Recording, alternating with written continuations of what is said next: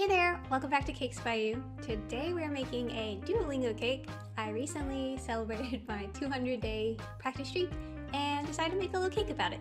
So let's go. This design is going to be fun because it'll have two sides to it. One, the lovable cutesy green duo who's so proud of you when you show up and finish a lesson every day. And then the other side, who turns on you in an instant and makes you feel really bad if you even think of missing a single lesson. So for the shape of this cake, I started with a simple 6-inch round cake and made a couple curved cuts to get the shape of his body just right. I'm smoothing out a thin layer of Swiss American hybrid buttercream before covering the cake later on in modeling chocolate. For the wings, I split a cereal treat on the diagonal and then rounded the tips a bit before adding them to the cake. I pressed them into the buttercream while it was soft and then completely covered them with buttercream before chilling. Once the buttercream is firm, these wings are set in place and I can cover the cake without worrying about them moving around.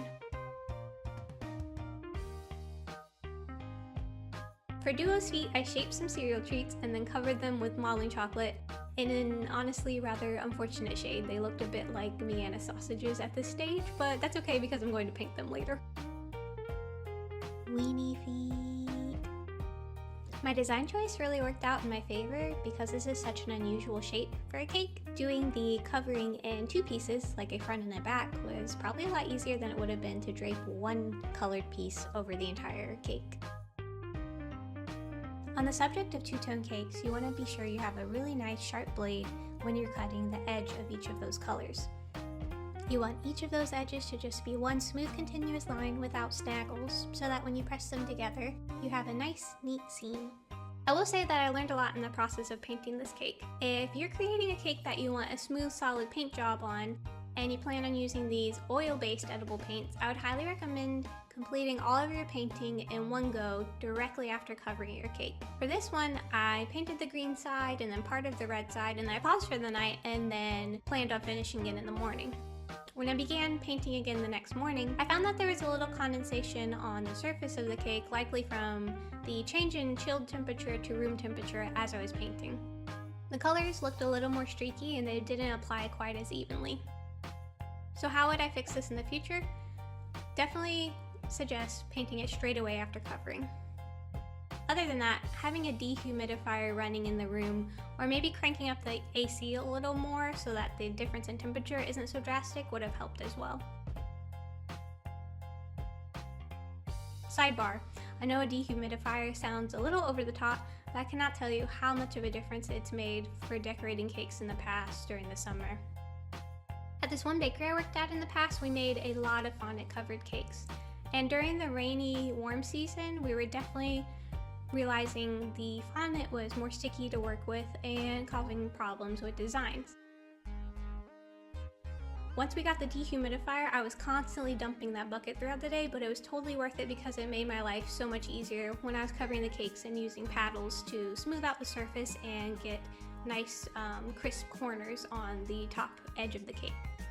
So like I said, it might sound a little over the top, especially if you're just baking at home and trying stuff out, but if your job performance depends on it, I would highly recommend trying it. I'm going to outline with a thin brush first, and then fill in the wider areas with a fan brush. Another important thing to remember when decorating is if you're mixing a specific color, always mix a little more than you think you need, whether it's paint or fondant. That way you won't have to try and color match a new batch if you run out. Yeah, so you can see here that these colors go on really smooth. They're very buildable and blendable. I started with the lighter color, made the outline around his eyes, and then the couple of feathers on his tummy, and did the same thing on the opposite side in the pinkish color. Then my plan for his red side were to make his edges super dark and shadowy and kind of become lighter as they get closer towards the eyes, to give the idea that the eyes are sort of the glowy part of him. For Duo's eyes, I used oval fondant cutters and then smaller ones for his pupils. And then I cut further by hand with my X-Acto knife to get the shapes that I wanted. I found that in order to attach his facial features, I had to dab away a bit of the paint so that the surface wasn't so slick, because his eyeballs started to drift down the cake and he started to look a little Picasso-y. Then finally, to finish his face, I cut 2 curved pieces for his beak, added them on, and painted them with a nice bright orange. Now roll that beautiful beak footage. I know that I said that this is his happy, friendly side, but honestly, these eyes, they're the eyes of someone who could snap at any minute.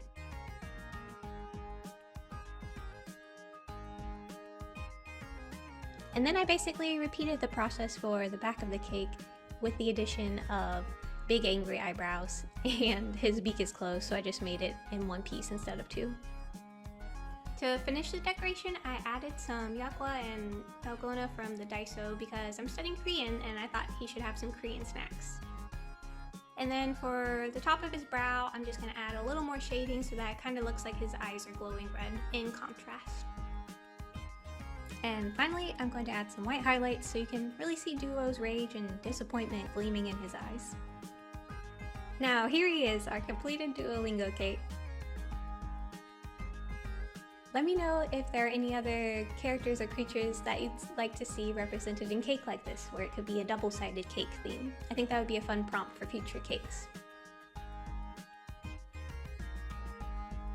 But thank you so much for watching, and if you enjoyed this video, be sure to subscribe. See you next time, but until then, happy baking!